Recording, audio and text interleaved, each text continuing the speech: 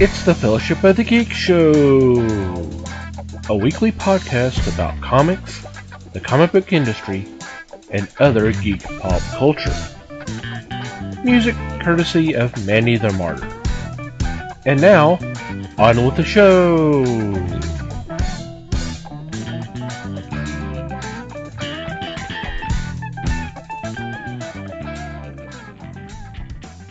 Hey everybody, it's the Fellowship of the Geeks podcast. My name is Thomas Chick, and joining me for this episode is Mike Marlowe. Hey gang. Les Webster. Hello all. And Liz Newman. Hello everybody. So how are you guys doing? Delightful. Doing great. Yeah. Good.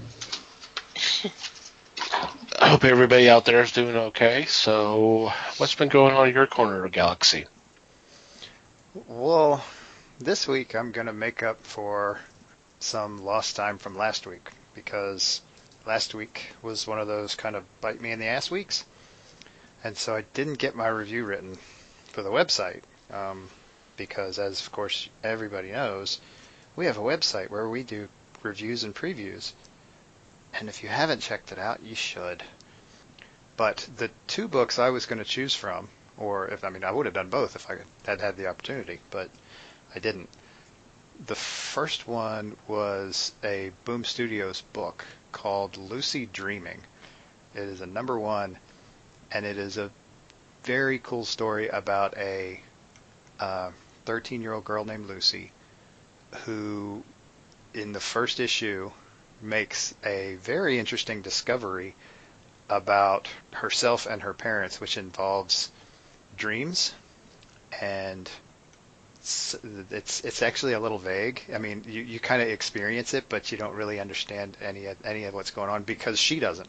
She's learning it all as it goes along.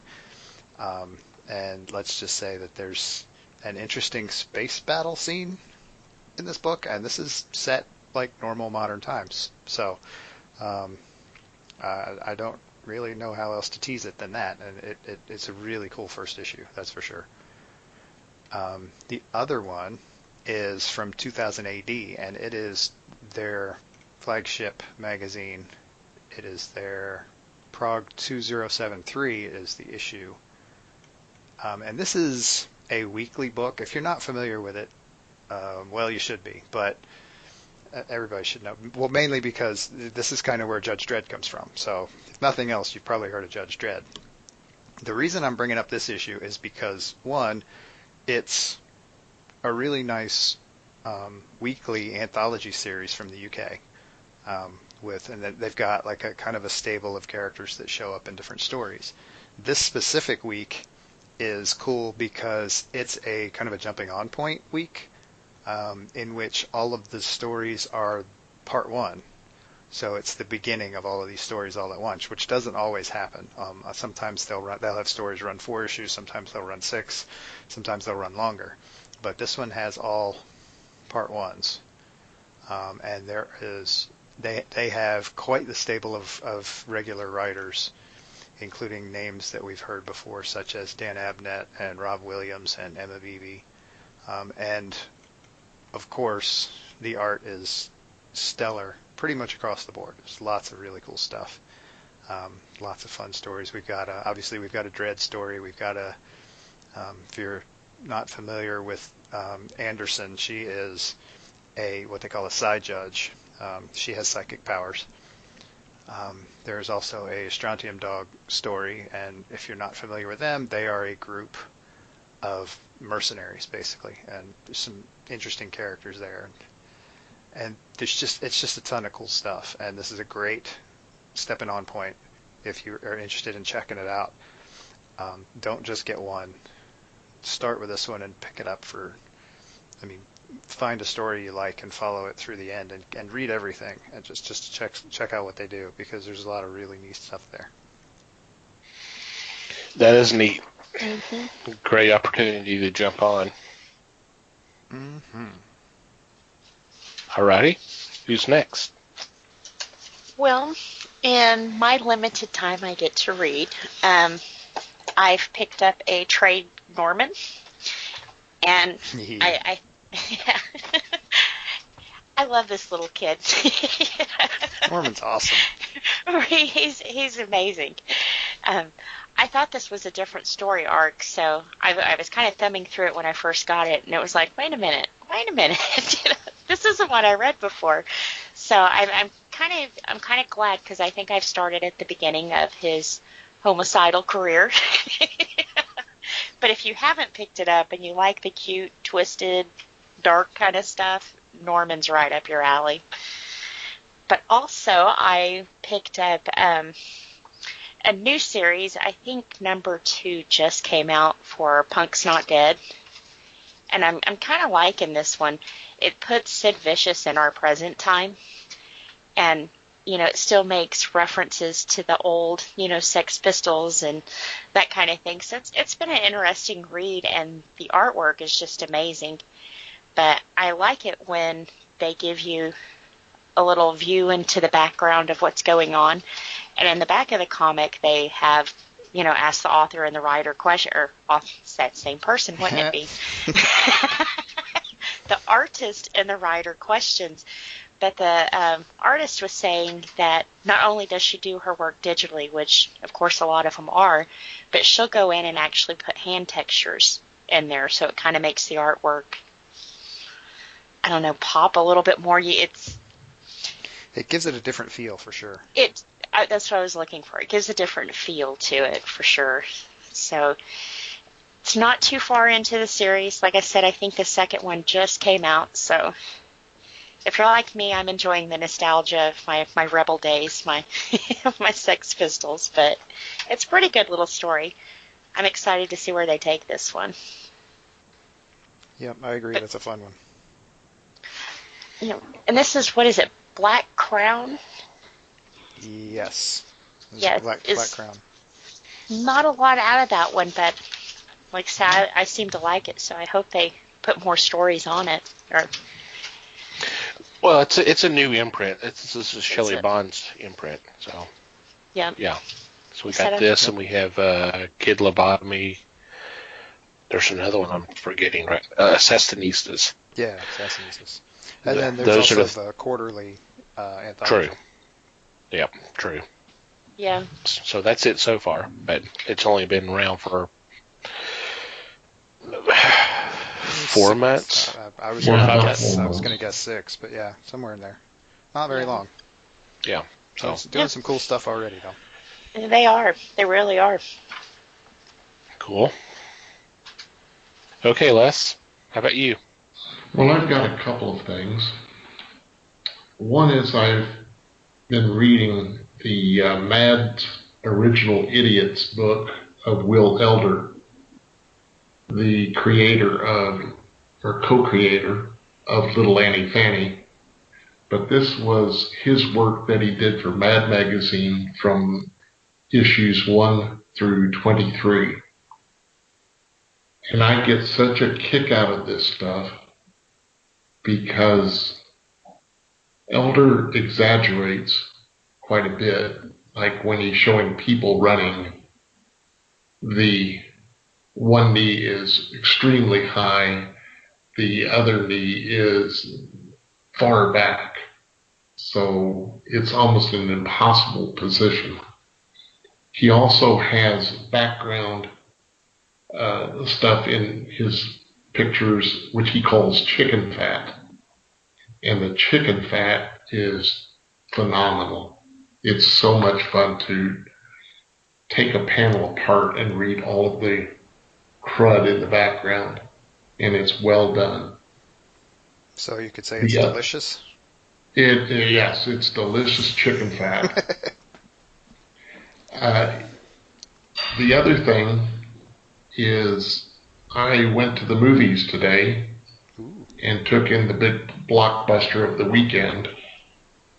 Let me tell you, Ready Player One is amazing.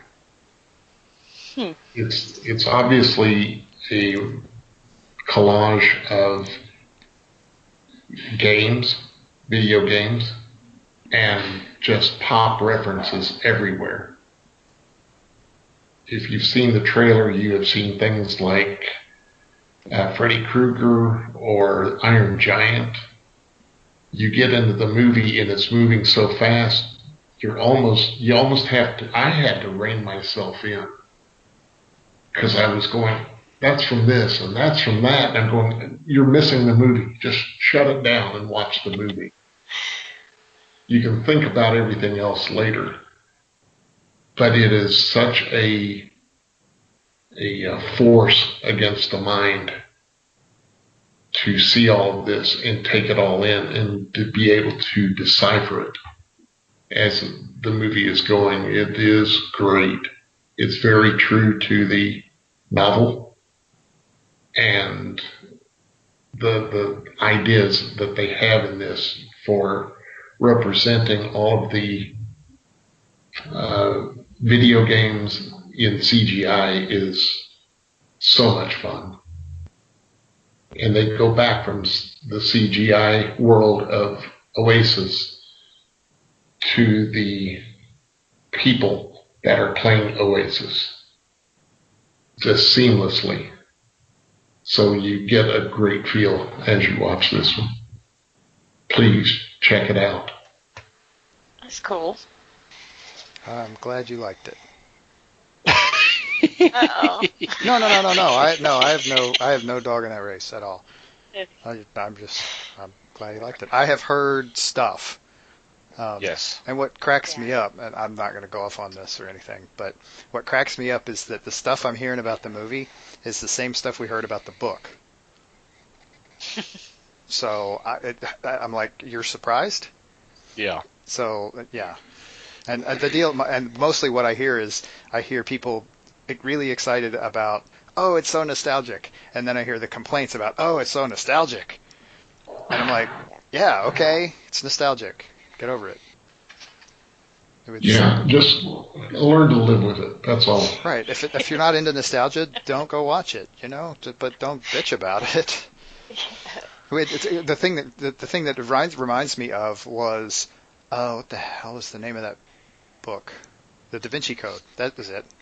Yeah. That would crack me up for the same reason, because when the movie came out, everybody was complaining about how terrible the movie was, and I was sort of sitting there going, didn't you idiots read the book? The book was awful. Yes, it sold 400 billion copies, but that was because of the controversy, not because it was a good book. Yeah.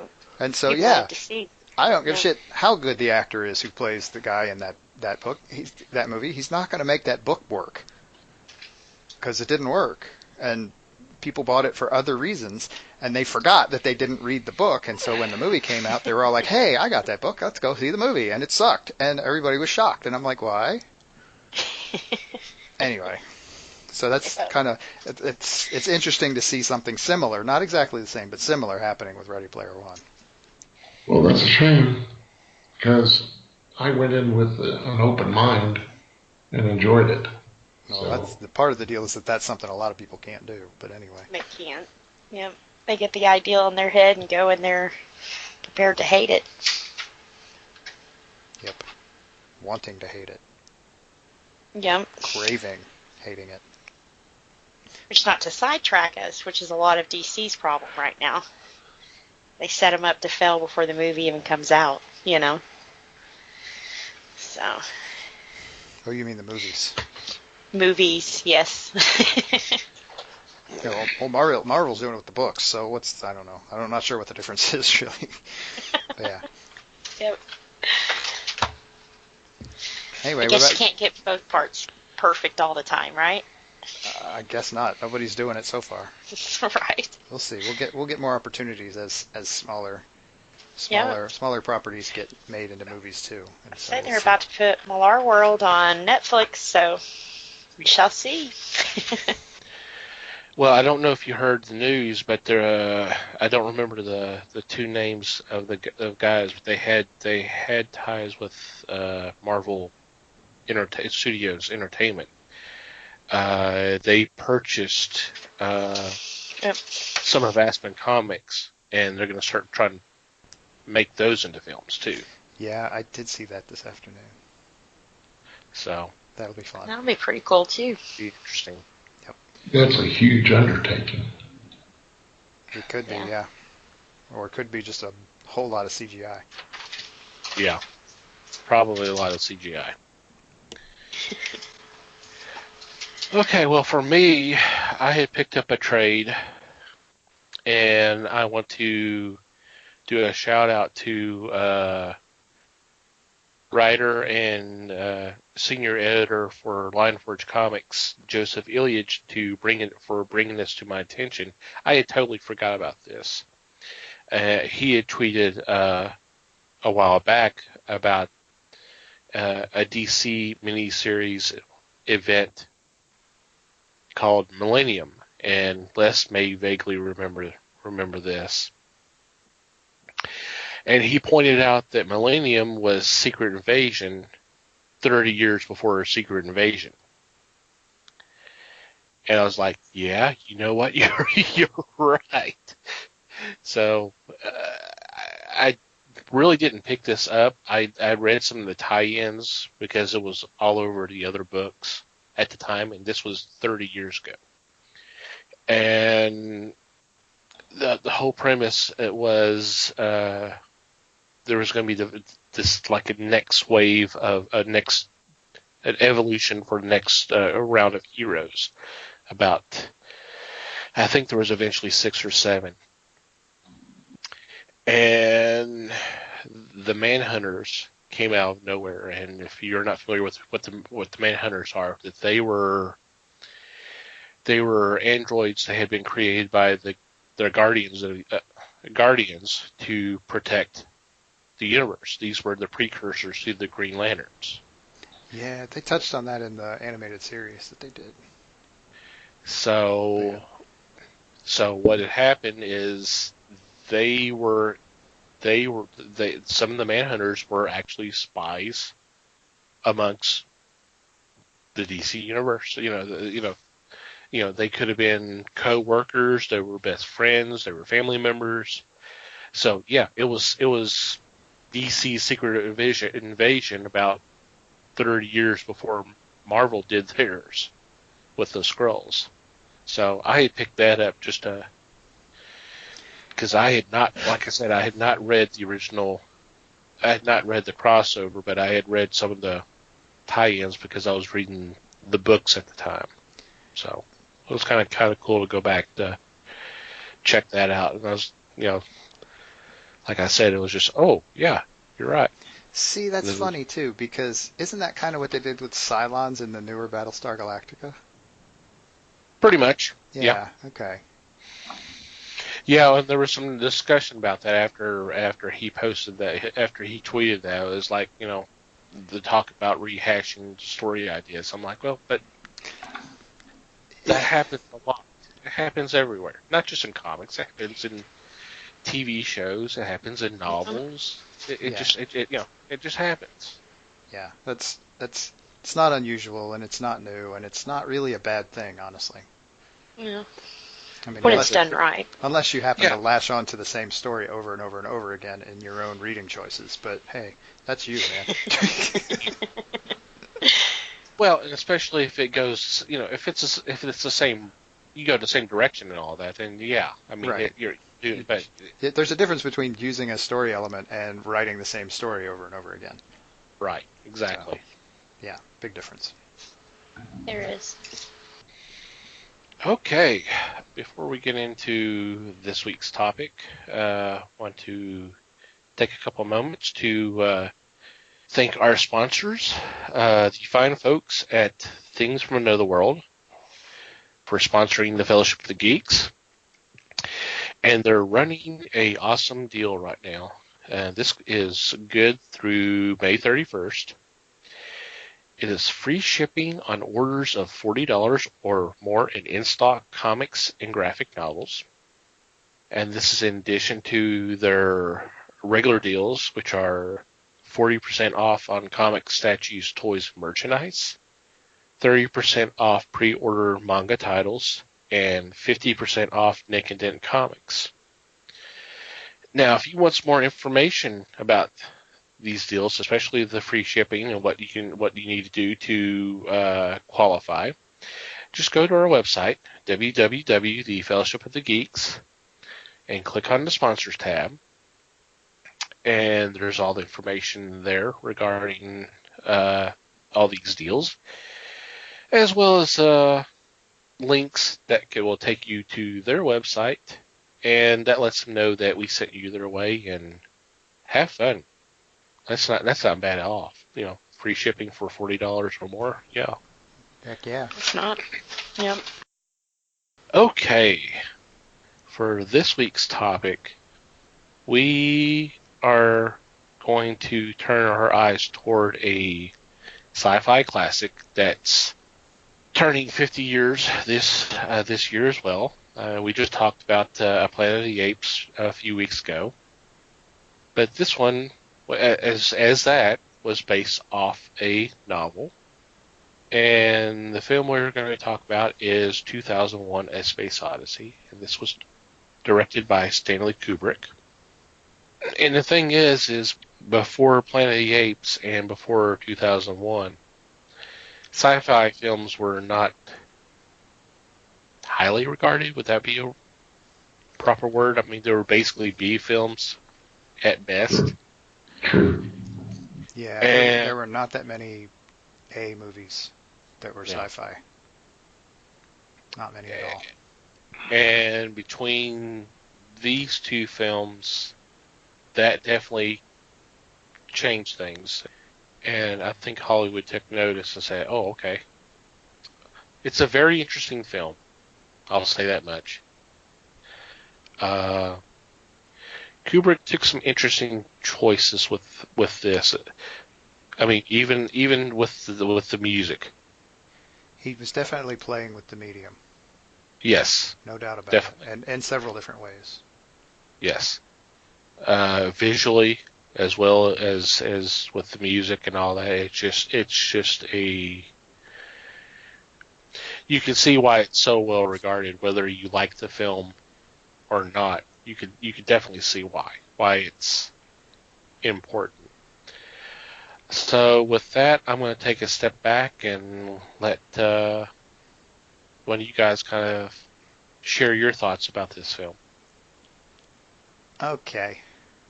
2001 is an interesting movie. It's one of those movies that's really highly regarded by critics. And it tends to be, by non-critics, it tends to be a love-hate thing. I, for one, think it's really cool, but maybe I don't know if that's for the same reasons other people do. But I find it interesting as a science fiction movie. Given the time period, I mean, it came out in '68, so they were, I mean, it's being written and made during the space race, not after the space race, not before the space race, during the space race. And I think it takes a really interestingly realistic view of space travel, given the way films had done so in the past. A lot of movies hadn't really even touched on the idea of space travel. It was a thing that just sort of happened. I think maybe Star Trek was more what started changing that, but it did it in a kind of a very fantastic way. But they did actually talk about how they traveled through space a little bit in the series. This movie, I mean, it was very realistic, which kind of leads to the first major point about the movie that you kind of have to be careful of, is that it's a little bit slow. It's not a rollicking space adventure, not by any stretch of the imagination. It's a visual masterpiece, and there's he really has a lot of fun with sound in it as well, but it's not a normal movie, especially from that time period. And it's in that regard, as someone, I mean, I won't claim to be a student of film, but I'm the guy who does kind of watch to see, I pay attention to how the movie appears to be made, and this thing is just, the detail is amazing. Yep.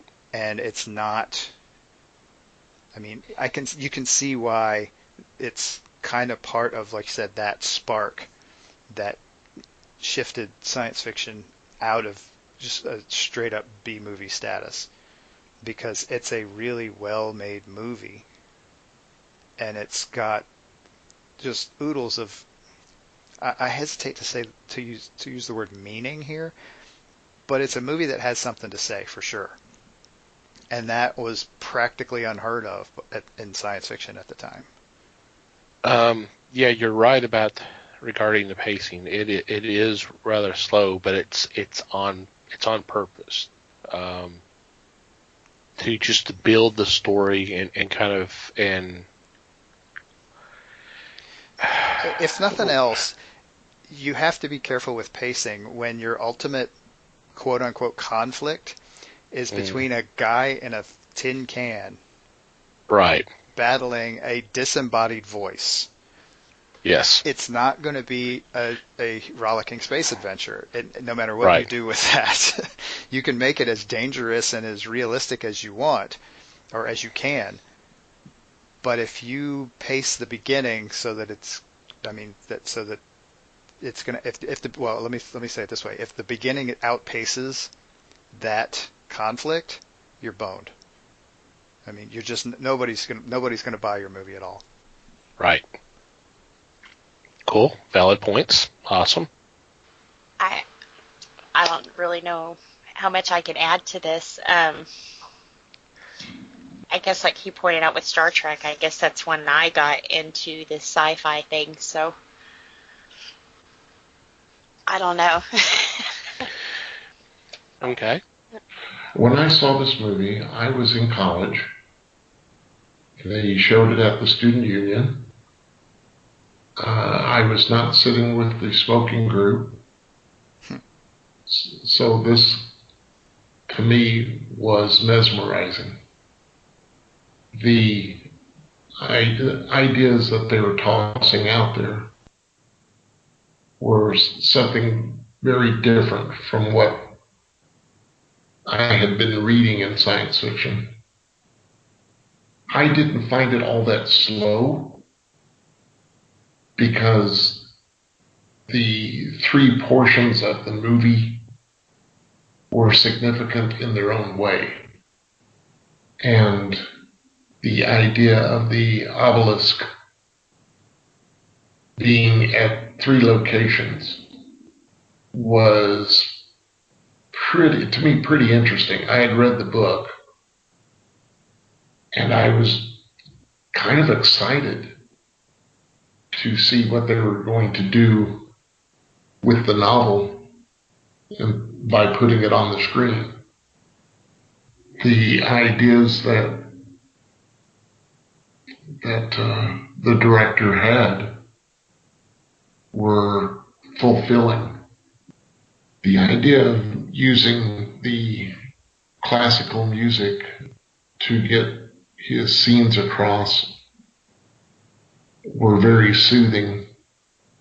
Yet you did not, in this movie, you did not have to rely on alien invasions, giant monsters, BEMs, or anything of that nature. So to me, it was a movie of a tribute to mankind, and try to open our eyes as to what is coming or what is possible. And that's pretty solid as far as I can see a story being told. It was confusing to a lot of people at the end, but to me it was knowledgeable and greatly appreciated. at the end of the movie, you wouldn't believe how many the smoking group were hooping and hollering. And I was so glad I was not sitting with them. So you keep calling them the smoking group. What were they smoking? The wacky tobacco. This was college, after all, so the statute of limitations is long over, so you're cool. Yeah. Well, since I was never one of that group, it just, I mean, sitting aside from them was very nice for me. I guess I'm very simple because I thoroughly enjoyed this movie. And the idea of Keir Dullea seeing himself at the end of the movie was pretty good, pretty shocking. And it went back to the rebirth of man. So I'm not going to get philosophical because there are so many roads you can go there. But as a presentation, Kubrick really handled it well. And they, if I remember correctly, they were writing the book about the same time they were doing the movie. I believe you're right. Yeah, that's what I read. And they were not basing it on one of Clark's earlier short stories, which he states he has always been upset with that when people would say that it was another version of his short story, The Sentinel. So, to me, it was great fun. Thoroughly enjoyed it. I've had a hankering here for the last couple of days to sit down and watch it again. To me, it was that much fun. I would definitely love to see it on the big screen because all I've ever seen is on TV, and even with it being in the widescreen or letterbox, it still kind of pales to being on a big screen. It is definitely one to be seen on the big screen. Yeah, with a really kick-ass sound system. Yes, definitely. Because the music is almost by necessity amazing. Given what was chosen, given what he chose to do with the music. I agree. Yeah, I had heard about how the writing processes were parallel in it. I find it interesting that the two of them sat down and kind of hashed out basically the bones of the story, and then went off separately. Clark wrote the novel, and Kubrick made the movie. And just, I actually would be kind of interested in and I can't remember if I've read that novel before or not. I would be interested in reading it now, just to kind of get us, and then watching the movie to get a sense of how different they really are. I think that would be cool. Yeah, I agree. But I'm geeky that way. Huh? But I'm geeky that way. Yeah, I haven't read the novel either, and I probably should, because I would like to see the difference as well. It's funny now. We've talked about the music, that the connection now. You hear these pieces of music now, and oh yeah, that's from 2001. Well, no, not really. That's actually that's been around a lot longer than the film has been. That had been around 200 years before 2001. It's like the William Tell Overture. Everybody thinks, oh, it's the Lone Ranger theme. I'm like, well, no, not really. Well, yeah, it was. But before that, 100 years before that, yeah, it was something else. Yep. It was a real piece of music. It was, not just some crappy movie thing. Jeez.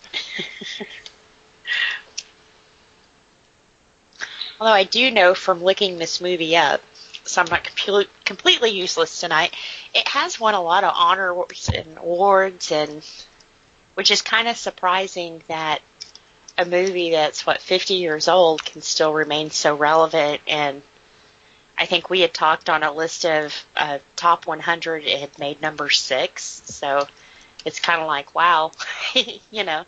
Yeah, it's in the top 10 a lot of when random places do their top 100 list of movies. It makes the top 10 most of the time. Yeah. Which is saying something, really. I mean, it had a huge impact.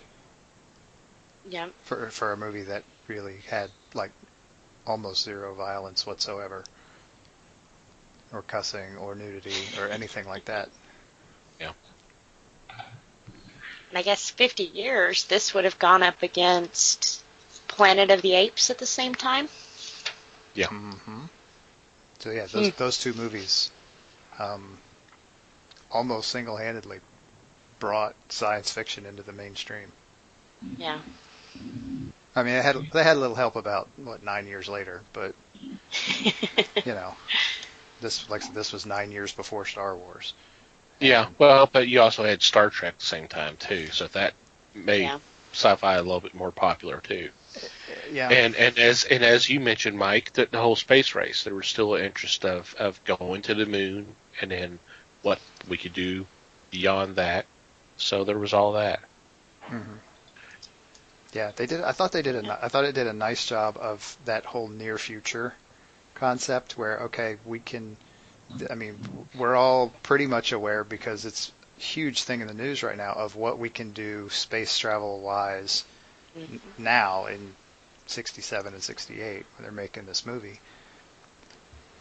I think they came up with a pretty realistic sense of what it's going to be like 30 years down the road in terms of the technology. I mean, it took some some reasonably well understood and some not so technological ideas and used them. I mean, show me a movie before 2001 that had the rotating space station concept. Right. I mean, before that it was flying saucers, for crying out loud, and they were spinning really fast. But this time they're spinning slowly in order to simulate gravity. And yeah, that wasn't in the movies a lot before that, if at all. But it's a pretty realistic concept. Well, I mean, you want to talk about details, even just the minute. The whole sequence of flying to the moon, where the station was, and the whole scene with and it's just there for a few seconds of Haywood Floyd reading the directions on how to go use the restroom. Mm-hmm. You know, it wasn't done for laughs. It was like, hey, this is something you have to. It's the you gotta go. Right. It's the kind of thing you see on an airliner anyway. It's obviously not the same. Right. But there's the card in there that shows you how to work all the stuff. Because there's stuff there that isn't in a car that you may need to know how to use. And so there's a card in the seat pocket in front of you. Well, on a space liner, there would have to be something. Absolutely. Again, very realistic. Uh-huh. It has definitely shown what a movie of star status will do, and not talking about a cast. Just the fact that it has been there all this time and really has not faltered. To me, that says a lot. And films should be judged that way, with the idea that a hit doesn't have to be the explosive at first. How many movies are there that won Academy Awards and started real slow? How many television shows got Emmys, but after they were on TV about 3 years? Right. That makes a big difference to me. But this one charged full force into the legacy that was available to it. Yeah, it was big with the college crowd when it first opened. But then, as time progressed, things were made known about the film process itself. And once again, what can be established, what can actually be accomplished with the film industry, within the film industry. I think that may be one of the big things for me. Right, and sometimes it can take a while for people to actually realize, oh, hey, damn, this is a good movie. And this is a well-crafted movie. This is a movie that is the kind of movie you can show people, and I mean, you could teach a film class with this movie by itself. You could just show it every week and point out a different aspect of it every week. And I agree. You could fill a semester with that. You really could. And that's the kind of thing that it takes a while to figure out. And I mean, kind of the flip side there on what you were talking about, though, which might prove to just be another show topic for us, is there are a lot of people that will argue that whole award process is broken anyway. But the deal is, to your point, it has consistently been praised over decades, which is something that has very little to do with that, in this case, Academy Award thing at the very beginning. It took years beyond that for people to realize, damn, this movie's important. Very true. To me, that's the other topic. We'll say that. Yeah, my fear is that probably each of us could individually go off for a while on the whole award thing, but I think you're right. Yep. I just think it's an extremely strong movie. And like its contemporaries, I think it accomplished everything it needed to. It mesmerized the crowd. It had you actually wanting more. If there had been a way to continue it after seeing it, yeah, I would have sat for another 4 hours without a problem.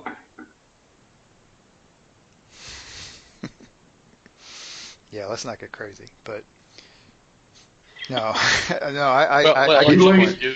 he can do it for another 4 hours. So I don't know about you. I'm gonna need a potty break. I don't know about you, but you know. Yeah.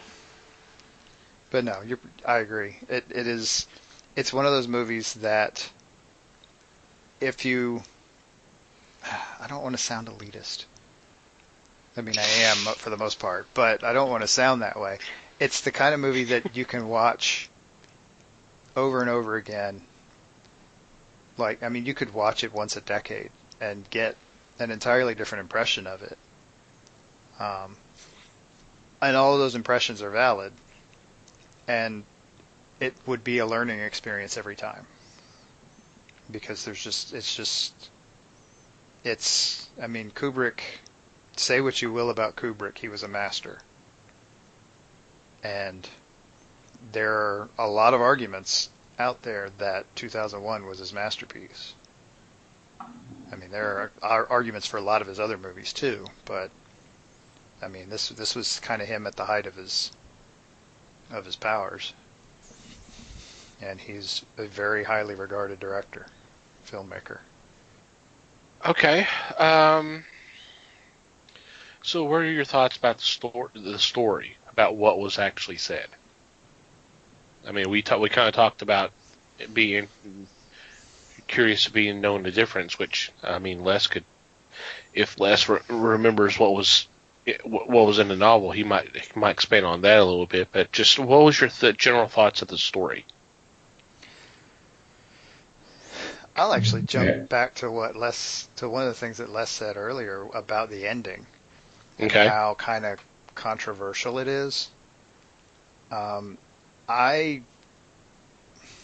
see how controversial it is. I agree that it is kind of controversial. I think the problem is that a lot of people don't get it, and that disturbs them, and so they just say, "Oh, it sucked."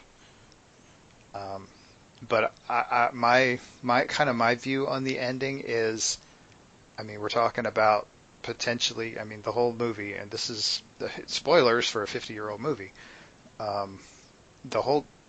It kind of is pushing towards what at least we're assuming is a first contact type story.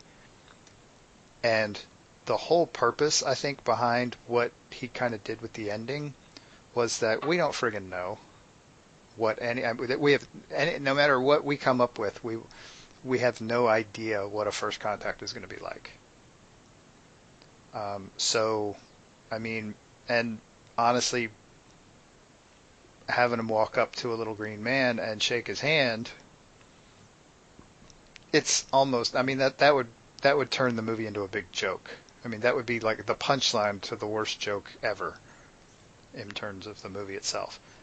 So doing that was a waste. It would have been a waste. So, I mean, the idea is to come up with something different, something maybe you wouldn't expect, because you're never going to know what to expect in that situation in reality. So no matter what you do, it's going to be an awkward, dangerous, just outright strange occasion. And I think that's kind of where he was trying to steer that. He was trying to find a way to say that without saying it. That's kind of my impression anyway. Okay. I will join in on that. I believe that also. I have to believe that people don't like it because it wasn't nice, neatly wrapped at the end and said, wow, I really like that Lethal Weapon movie type feeling. They wanted something that would be nice, and they go, the guy gets the girl and they ride off into the galaxy set because they didn't like it because that was not presented to them. And it's a shame because it's an extremely strong movie. We've already said that. And it's one of those that should be hailed instead of almost criticized. And unfortunately, that's what I feel at times. My wife is not a liker of this movie. She'll walk out. She says, oh, if that's what you're going to watch, I'm going to the other room.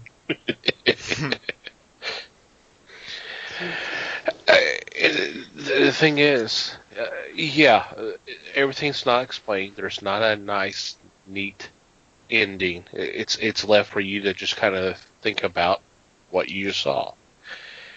And I think you talk about people being upset about that.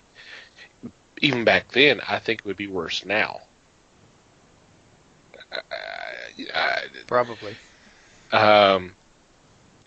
Just get on social media and look at some of the stuff that's being said.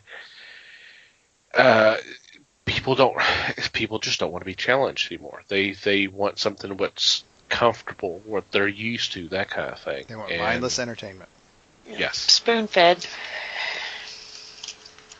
And this is certainly not it. No. This is not mindless entertainment. It's I mean there's the film opens up with 30 or 40 minutes of early man, just showing what life was like back then until you see the monolith, and then next thing you know, you're at 2001. You've jumped 2,000 years or whatever. Yeah, I was more like 20,000, but yeah. Well, yeah. Maybe more. But right. Eras. Eras, there you go. Epochs. I mean, whatever. Yeah, big jumps in time. There was a big jump in time. It was meanwhile, a little later, this happened. And when I first saw this, I have to admit that's what I thought. I was like, okay, why are we spending so much time on this? There was a purpose. Mm-hmm. So there was definitely a purpose. I mean, if nothing else, if you want to simplify it, he needed to show how far we had progressed before he could start hinting at how far behind whatever's out there we could be. Yep. I mean, and that's, like I said, that's an oversimplified way of putting it, I think. But, because I think there's more to it. But yeah, that. Yeah. Well said.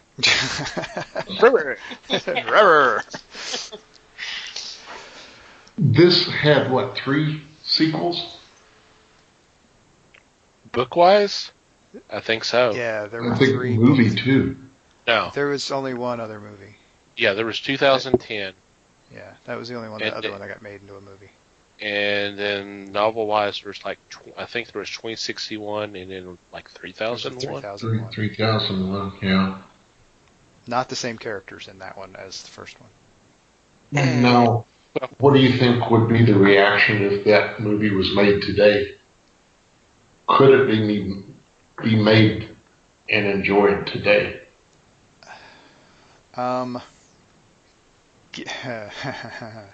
Given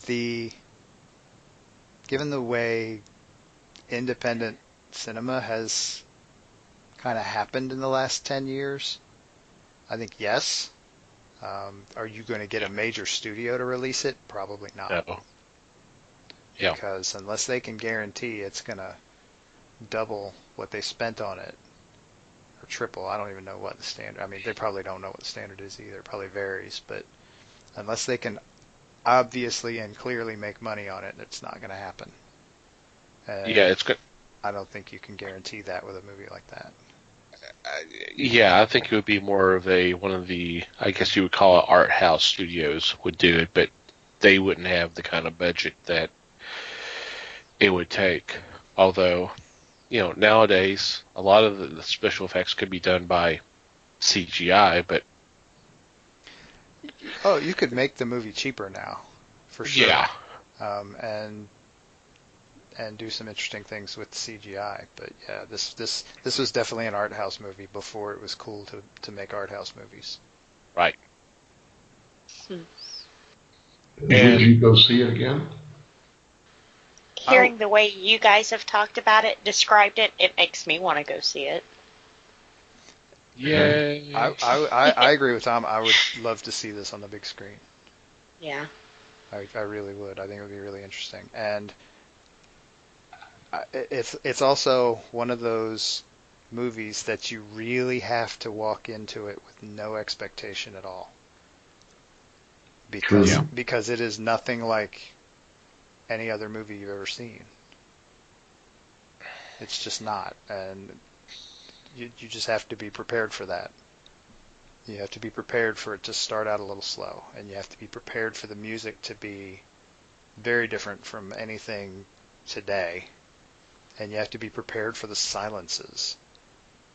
And you have to be prepared for the visuals to be very different. I mean, you put this up next to Guardians of the Galaxy, and I mean, damn, it's just, right. And that's what people want nowadays. And it's not that, not by any stretch. Yeah, you're talking action, you're talking humor. Fast-paced story. Mm-hmm. Yeah, and it's the antithesis. Mm-hmm. Not to throw a $5 word out here, but too late. it's the opposite of that, and So it's... Oh, the antithesis. It's not the opposite of the antithesis. It's... Quit it. You're going to make me lose my place. Oh. But yeah, it's the anti-movie for today, and it would be difficult to get large quantities of people to spend money on it. Does that make it any less important? No, it does not. It is. I don't want to say it's important because nobody wants to see it, because that's not how that works. But it's important despite the fact that nobody wants to see it. It's important for different reasons. Yeah. And you talk about the sounds and the music and all that. I'm thinking of right now the sequence where Keir Dulla's character has to get back into the ship and then goes to confront Hal. There's nothing except for the sound of his breathing and the sound of the oxygen of his suit. And you're talking a good 5-10 minutes. That's a pretty long sequence. Yeah, there's no music. There's nothing. It's just that. And it's kind of like that throughout the movie. I mean, you have music here and there, but there's a lot of quiet, and then there's only, and then is ambiance the word I want to use? But it sounds that you would think of when you're in ambient sounds. Ambient sounds in a spaceship. So. Right, and I mean the deal is you don't need music to build the suspense from that. If anything, what you're going to breed with that, and I'm probably going too far here, but you're going to breed a level of impatience because people are just kind of waiting for the next musical beat to start or whatever. They're waiting for the music to change so they know that everything's moving forward, but it's not moving forward because that guy's in that situation right now, and it's taking for screen purposes, a long time to deal with it. But it's in realistic terms, it's not a long time, and he's using time almost as much as, or more. He's using it more than he's using music to basically get inside the heads of the audience, and that's cool in terms of filmmaking. It's dangerous, but it's cool. That he did it as well as he did is amazing. It was very effective at that time. And then the long silence does almost drive you insane. But I'm glad they didn't do a dun, dun, dun every time something was going to happen. Right, like they would in every sci-fi B movie ever made. Yes. Cool. Any final thoughts before we wrap things up and take a break? Other than if you've not seen the movie, please see it, or if it's been a while since you've seen it, check it out again. Right, see what you think. It's a movie that needs to be seen. I mean, you don't have to like it. Right. You don't have to go into it thinking you're going to love this movie. You may not, and that's okay. But you should see it just to get a sense of how it works, of what it means, what it says. Well said. So watch it again, Liz. Yeah, I will. If nothing else, I think we've talked her into that. Yeah. All right. With that, we'll take a quick break and come back with our weekly picks.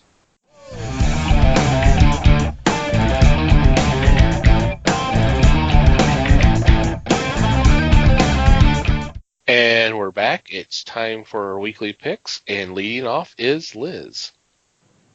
Well, my first pick, I went with a book, kind of a downer book. It's one of those that started with when you can't sleep at night and your brain starts to wonder, Well, this girl got to thinking that one day she would have to spend her life without her mother.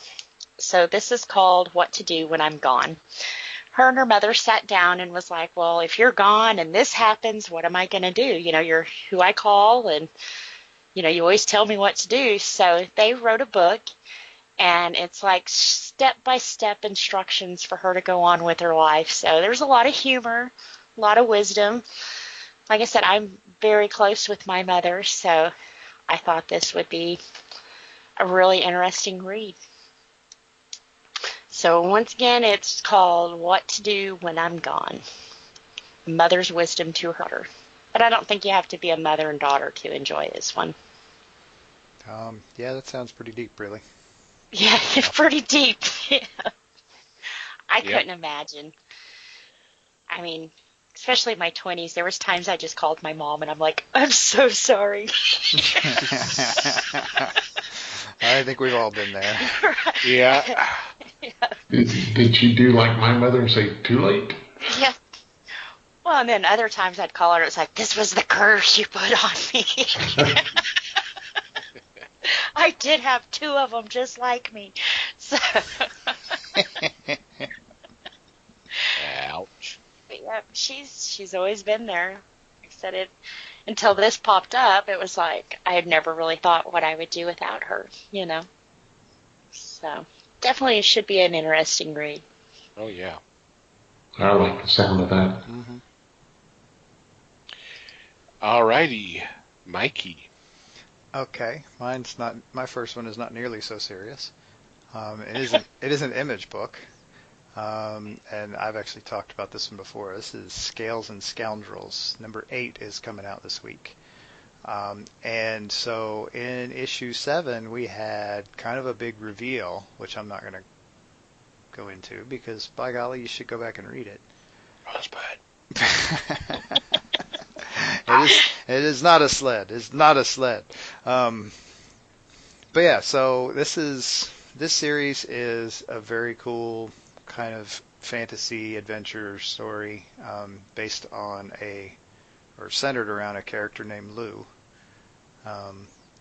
And she's definitely not what she appears to be. And like I said, there was a big reveal in issue 7, so issue 8 is kind of moving on from that. So very interesting stuff. Very cool.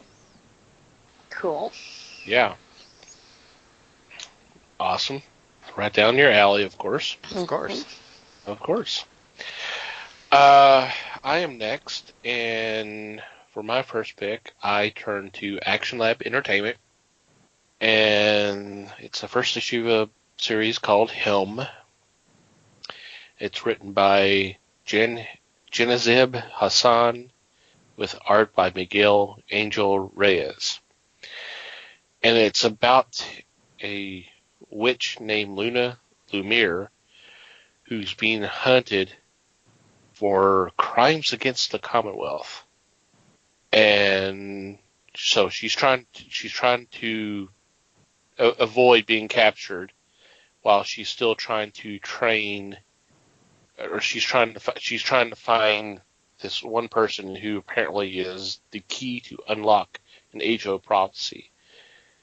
This is an all-ages tale, and it kind of sounds interesting, and I'm sure I did a bad job of describing it, but, there's not a lot of all-ages tales that involves witches. So I thought that's kind of interesting. And it is. So definitely want to check that out. Yep, sounds cool to me. Mm-hmm. Les, what's your first pick? My first pick is Swashbucklers. It's not a new series, but it's a new direction for the series. And the name of it is Swashbucklers, The Saga Continues by Dynamite Entertainment. This was a Marvel title that ran for, I want to say, like 12 issues. They are now going back to the characters created by Bill Mantlo and Butch Guice under the title Swords of the Swashbucklers. And this one essentially picks up at the decades later position. So we have the pirate crew back in space and off to take on new challenges. This looks to be an ongoing series rather than just a limited like was presented before. With the new artist is Andrea Platt, and it's also written by Mark Guggenheim, so they are taking over the mantle. I'm looking forward to this, and I think it'll have a good run. Yeah, looks pretty good to me. It does. Yeah, and they just put out a new version of the collection of the original material not too long ago, so you can pick that up and then start up this series and you're caught up. So really cool. Nice. Alrighty, Liz, you're up again. All right, for my second pick, I wish I could say it was a little happier, but it's not. I am going with the last Jets. Right, I'm just that mood today. I'm going with Jetsons, the last one, 6 of 6. After 5 ended, I won't give spoilers. I'll just say, kaboom! Yeah.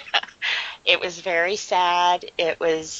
I'm very excited to see how they're going to end this one, because they could have ended it at that, and it would have been great.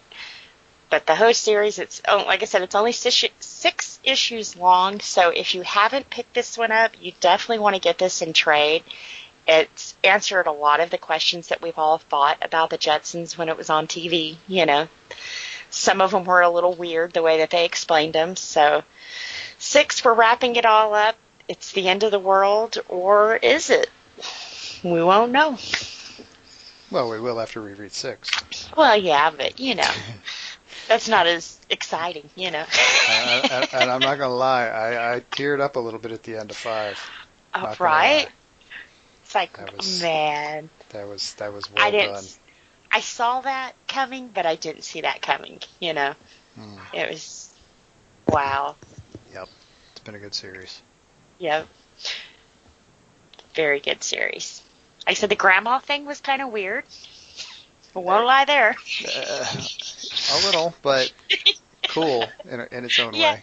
In its own way, yeah. But it was like, wow. Future people. The future. The future. I just hope we don't end up where they did in the future and have to live among the clouds. You're not afraid of heights, are you? Oh, very. Definitely. Just and don't I can't look swim, down. So I'm screwed in the air and on land. I think that might be motivation to learn to swim. I mean, come on.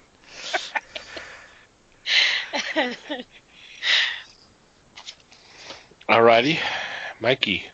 Okie dokie. My second pick, I'm actually going with an Alterna Comics book.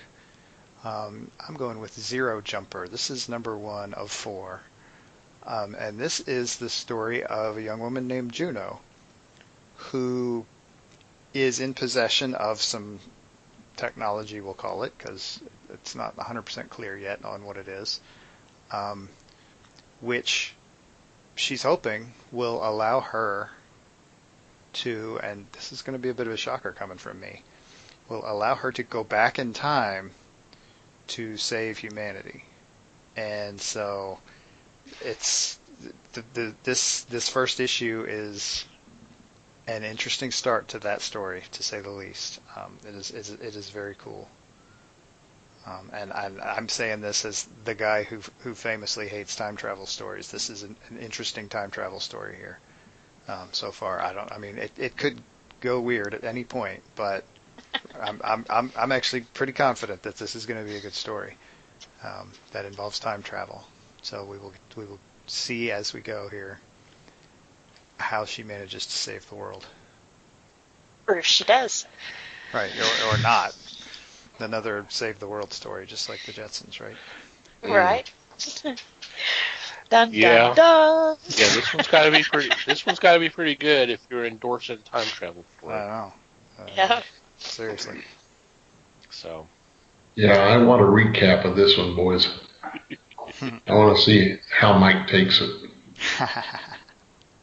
Alrighty, I'm up again, and for my second pick, I'm going DC Comics, and this is a collection called Batman: The Dark Knight Detective, and it collects the stories from Detective Comics 568 through 574 and 579 through 582. This immediately follows the Batman Year One, so this we're looking late 80s. And these are stories that are written by Mike Barr, Joe Duffy, art with Norm Brayfogle, Carmen Infantino, Dick Giorgiano, Pablo Marcos. I mean, this is some really good stuff. This is I remember getting these when they first came out, and I think some of this being collected right now, since some of the stories are kind of Catwoman focused, I think that's the reason why they're doing it. But it's really cool. It's really cool to see these stories be collected, because this is going to be the first time ever, and these were fun stories. So it'll be nice for people who've not had a chance to read these to have access to them. Right, and all together in one convenient volume. Woo. There you go. Before the big day. Affordably priced, too, so there you go. Nice. Alrighty, Les? My second choice is from DC, Deathstroke number 30. This is first in a 6-month run for Deathstroke, so it's 6 issues. And it concerns Batman. The name of the storyline is Deathstroke versus Batman. No spoilers there, huh? No. But it's a real odd situation. Batman discovers a package containing DNA test results, proving that Bruce Wayne is not Damian Wayne's biological father, but it, according to this story, is showing that Slade Wilson, Deathstroke, is the father. Dun, dun, dun. Exactly. So it's going to be interesting to see how this is resolved, because Damian has been around for 6 to 8 years now. Yeah. Which is hard to imagine. Well, but how do you pass off a fake kid to the world's greatest detective? I think that's going to be part of the interesting story. Batman saying, "Yes, you are in." Yep. How did I miss this? And Deathstroke saying, "No, I'm not." And they go so Zamorvi Povich, who's the daddy? I was thinking more of that court show where they prove who the father is, but yeah. No, it sounds more like Maury. So they would do, "You are not the father." Right. I ain't paying no damn child support for that kid. I want the 6 years I paid back. I understand what they're trying to do here, and it's Christopher Priest, and I love his writing. Yeah. But yeah, come on. I mean, you don't think when Bruce first found out that he could possibly have a son that he hadn't already done. That he didn't run his blood against every database known to man. You don't think he wouldn't have done the testing and go, "Oh yeah, okay, yep, he is. There's my DNA." Yep. Yeah. Instead of, "Oh yeah, I do remember that night I was drugged and you took advantage of me." Oh, oops. And at this time, let me also say that Mike, the writer of your series, Mike Barr, or is it yours, Thomas? Mike Barr? He's one of the writers for the collection, yes. And I am fully into that too, because Mike Barr wrote The Maze Agency. Yep. Which crime stories. So even with Batman, he didn't get away from it. He still held it true to detective as the title. Yep. Cool. It's going to be. I'll check it out, but I'm just. You're skeptical. I'd like to read that one. Yeah, I'd be rather cynical. So we'll see. Yep. And I believe you have our honorable mention this week. That I do, sir. From Dark Horse Comics is a collection with writers Jerry Siegel and Joe Shuster, illustrators of Jack Kirby, Frank Frazetta, Jerry Robinson, among others, bringing you the happy stories brought together as Reefer Madness. This is totally different from what you would think Siegel, Schuster, Kirby, and the others would do. But I guess at this time it was probably the 50s that they did this publication. So they were under the influence, no pun intended, of the EC thoughts of publications and try to bring something out to tantalize and titilize the public. So this, to me, this should be some fun to go through and point at, laugh at, whatever you want to do. Right. Maybe tear out the pages and roll a page or whatever you want. So roll it up. Yeah, see, and this is the reason this is the honorable mention is because more than one of us picked this. Yes.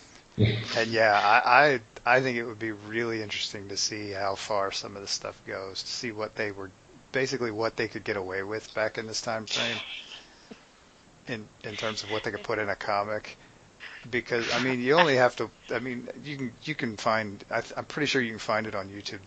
The movie that's called Reefer Madness, Which was insane. It is an absolute hoot.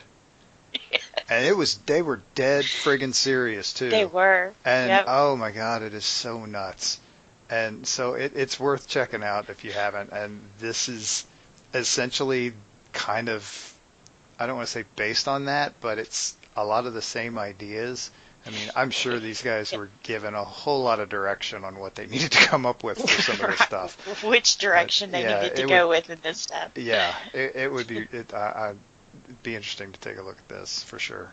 Yeah. Just as a historical document, if nothing else. Historical document.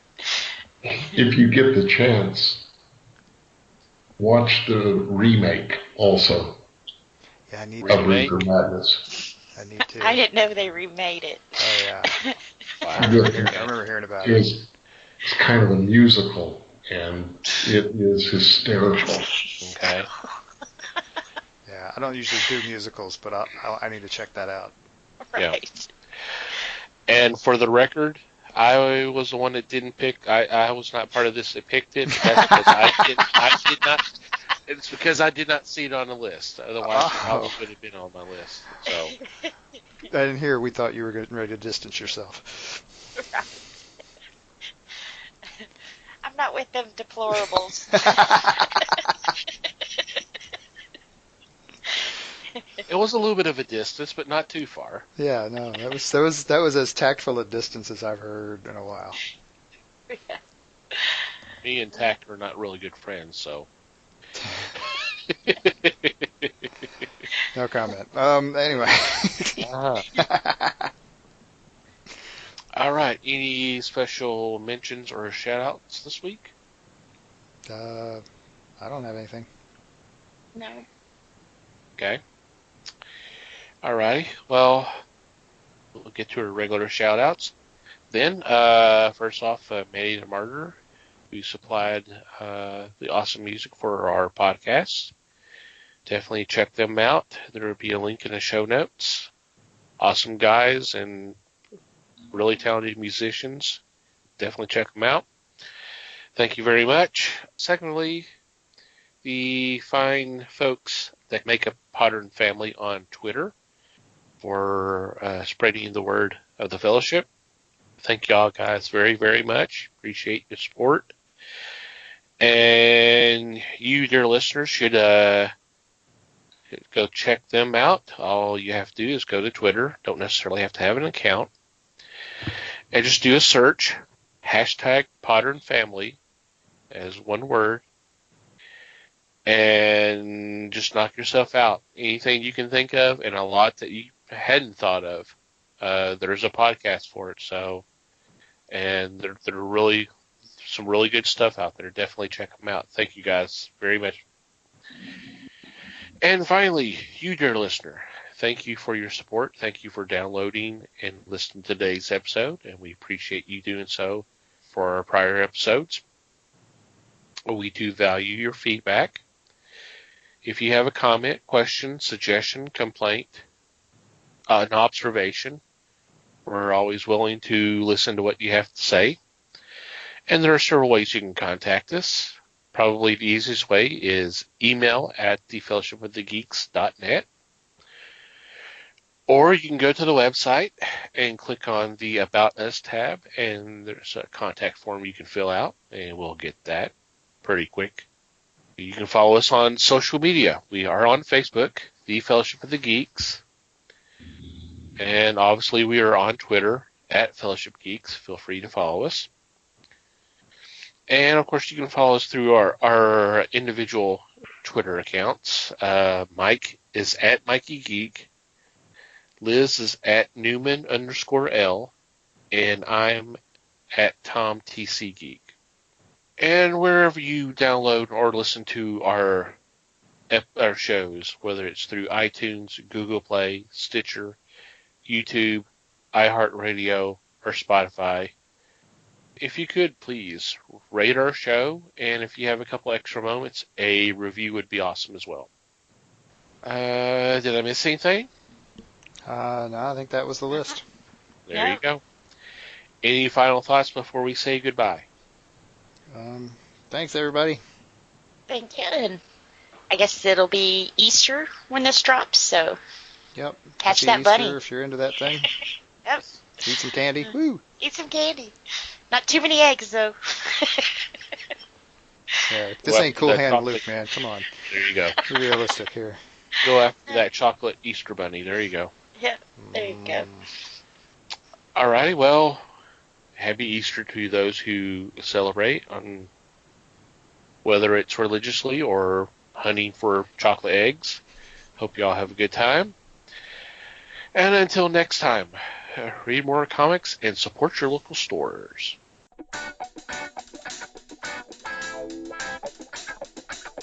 We thank you for listening to the show. Comments, suggestions, and questions can be sent to email at thefellowshipofthegeeks.net. You can follow us on Facebook at The Fellowship of the Geeks and on Twitter at Fellowship Geeks. Until next time,